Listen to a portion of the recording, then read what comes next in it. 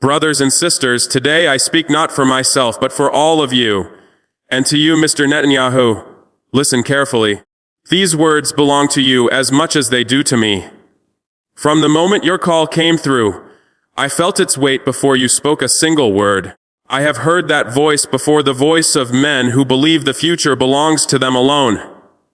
The voice of men who think dignity has a price tag. The voice of men who still imagine Africa kneels at their tables, waiting for crumbs to fall. You spoke smoothly, polished, rehearsed. A man who has mastered the art of wrapping chains in velvet and selling them as gifts.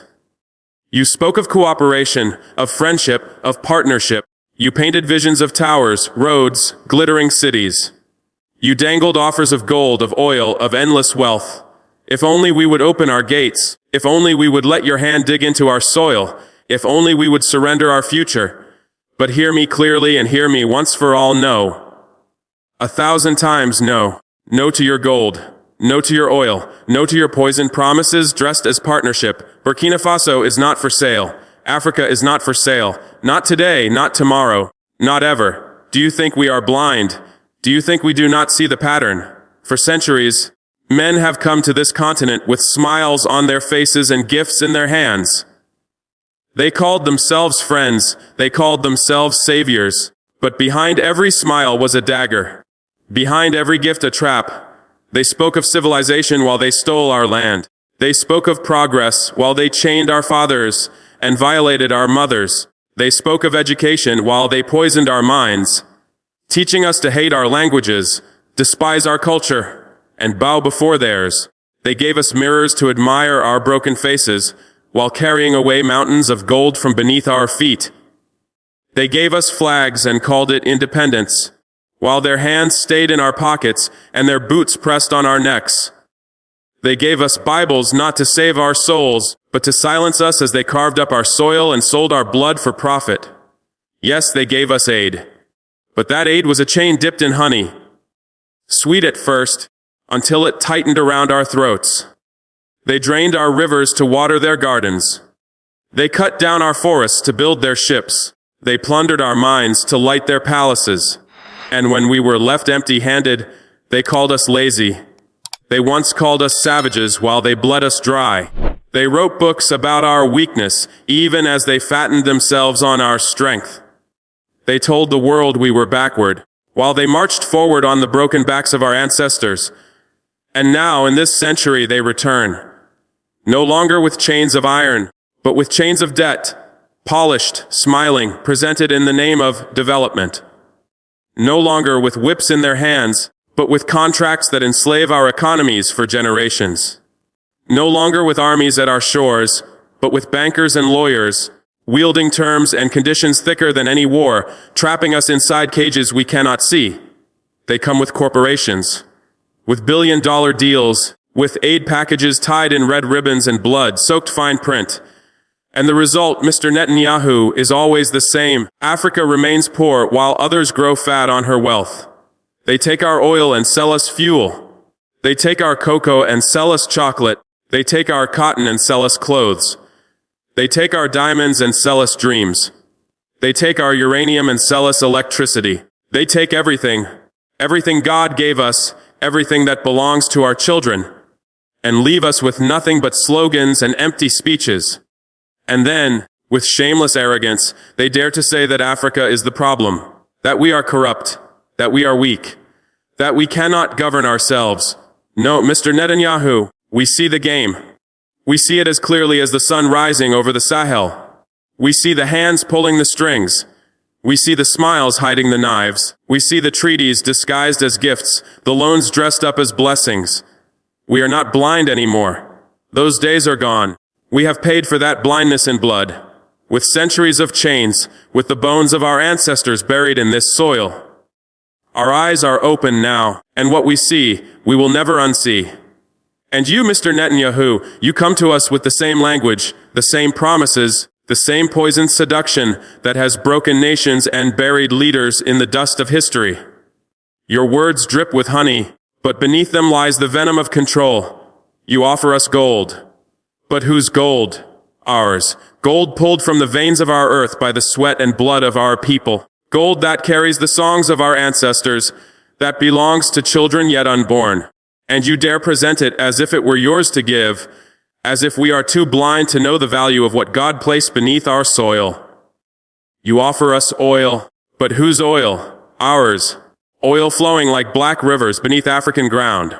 Oil that could light every home from Ouagadougou to Cape Town. Yet you speak as if it were your gift, as if our salvation lies in your hands, as if we are too weak to draw from the well of our own blessings. You do not offer what is yours. You offer only what you plan to steal. You speak of investment, but at what cost? At the cost of our land, our sovereignty, our very soul. At the cost of laws written not in our parliaments, but in your boardrooms. At the cost of futures mortgaged to fund your ambitions. You call it partnership, but the contract is written in chains. You call it opportunity, but it reeks of servitude. And we have worn those chains before, Mr. Netanyahu. We know their weight, even when polished to shine like silver. You want the veins of our earth and the breath of our children. You want to bury your hands deep into Africa's belly, to rip out her heart and leave behind only a hollow shell.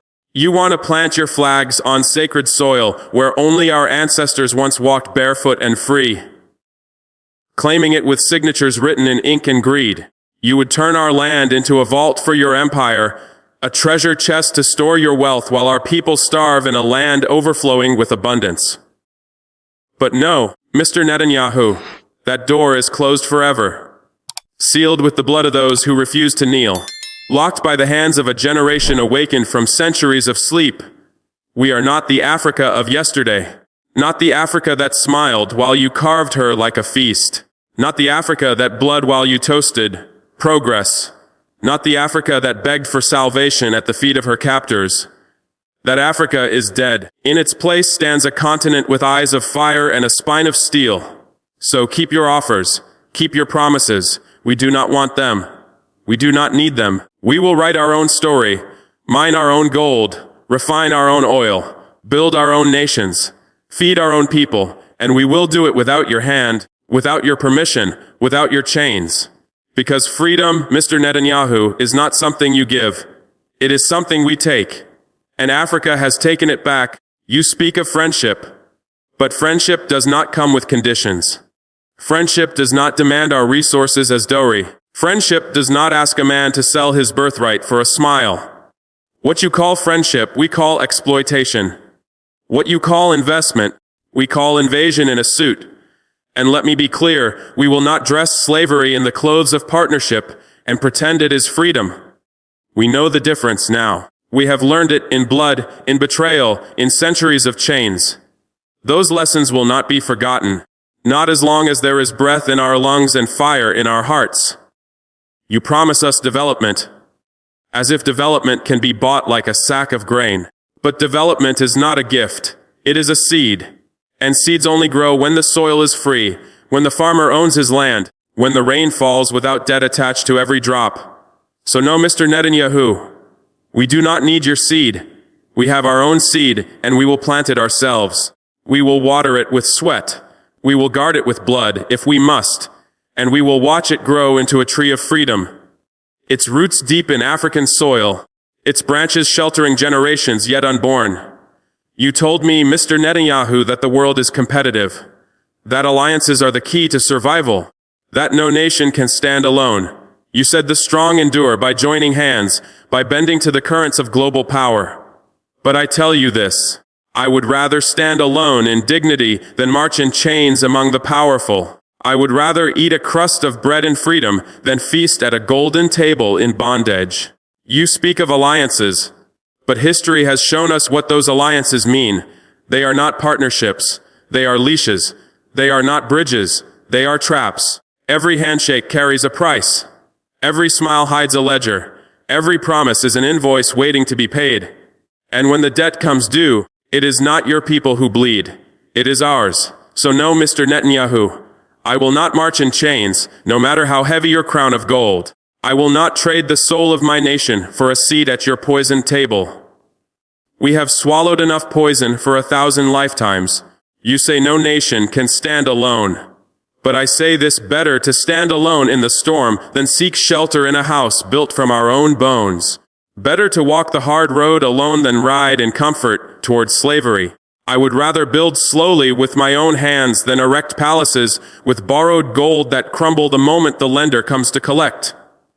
And he will come, Mr. Netanyahu. He always comes. And when he does not knock softly. He kicks down the doors of sovereignty. He strips away dignity. He takes everything, even the air in our lungs. That is a price we will never pay again. We will grow, Mr. Netanyahu. Make no mistake. Do not confuse our refusal with weakness, nor our patience with ignorance. We know the cost of shortcuts. We know the pain of easy roads that lead to ruin. So we choose the hard path, the path of sweat, sacrifice, and the strength of our people. It may be slower. It may be harder. It may demand more than we ever imagined. But it will be ours, and what is ours cannot be stolen. What is ours cannot be bargained away in some foreign capital. What is ours cannot be mortgaged to feed the greed of empires. Our future will be born from African hands, shaped by African will, guarded by African blood. And when the world sees what we have built, they will understand why we refused your gold, your oil, your investments. Because the price of your friendship was the death of our freedom, and that price we will never pay. I have walked the villages of my land. I have seen the faces of children who sleep with empty stomachs, the farmers who till the earth with tools older than their fathers, the mothers who bury their dreams with every child lost to hunger or disease. And do you know what I tell them? I do not say salvation will come from Tel Aviv, Paris, or Washington. I tell them salvation is in their own hands, in their sweat, their unity, their will to reject chains disguised as gifts. Because every chain, no matter how polished, still binds the wrist. Mr. Netanyahu, I know why you call. You see the riches beneath our soil. Rivers of gold, oceans of oil, forests of rare earths, mountains heavy with minerals. You see a land that could fuel your industries, power your cities, fill your banks. And you think Africa will once again trade diamonds for glass, kingdoms for trinkets, futures for empty promises. But I am not that man. We are not that Africa. That Africa died with our fathers who were deceived by lies. This Africa has eyes wide open, scars on its back, and fire in its soul. We will not fall for the old tricks dressed in new clothes. So let me be plain: keep your gold. Keep your oil deals. Keep your so-called investments. We do not want them. We do not need them. We will not bow to them. The wealth beneath our feet, the treasures of our rivers and soil belong to us. Not to you, not to anyone outside this continent. You may have built empires on the plunder of others, but Burkina Faso, and Africa at large, will not be added to that ledger. We will claim what is ours with our own hands. No contract, no promise, no shiny offer will convince us to surrender it. We will mine our own gold, Mr. Netanyahu. We will dig with sweat and courage, and every nugget will be seen as a birthright, every vein as a legacy. We will refine our own oil, not send it abroad while our people sit in darkness. We will build our own roads, stretch our own railways, and pave paths that connect our villages to our cities, our schools to our markets, our farms to our factories. Every stone will be laid by our hands.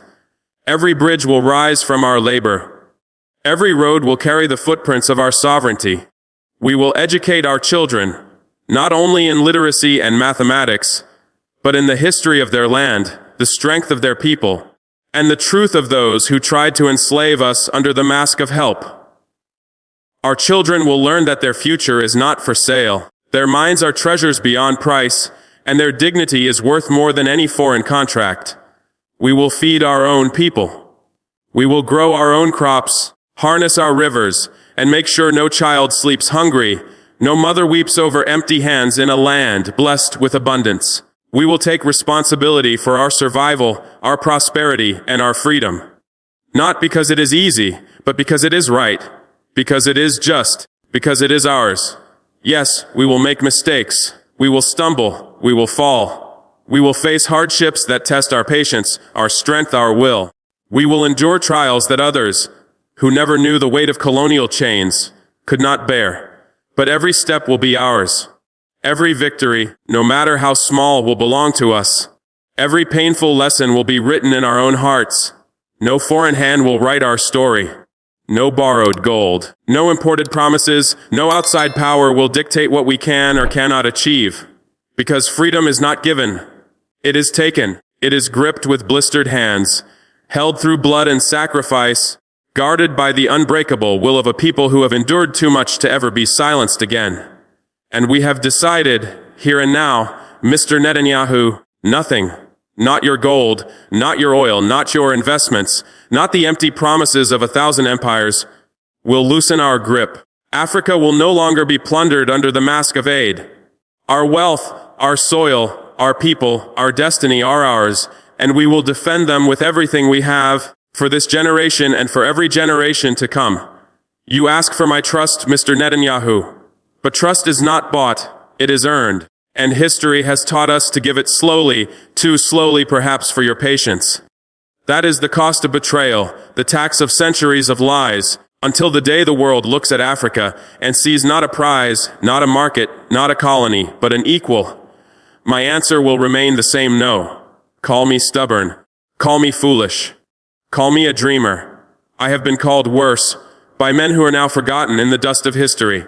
If I am a fool, I am a fool for freedom. If I am a dreamer, I dream of an Africa that writes its own destiny, pays its own way, feeds its own children, commands its own armies, builds its own industries, stands tall, and bows to no one but God. That is the Africa I see. That is the Africa I fight for. That is the Africa I will die for, if need be. And no call, no offer, no deal will ever make me trade that dream for all the gold and oil on this earth. So I told you then, and I tell you now, thank you for your call, thank you for your concern, but Burkina Faso walks alone.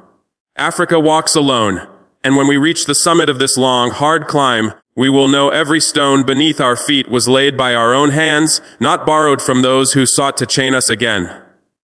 That, Mr. Netanyahu, is my response. If it shocks the world, let it be shocked.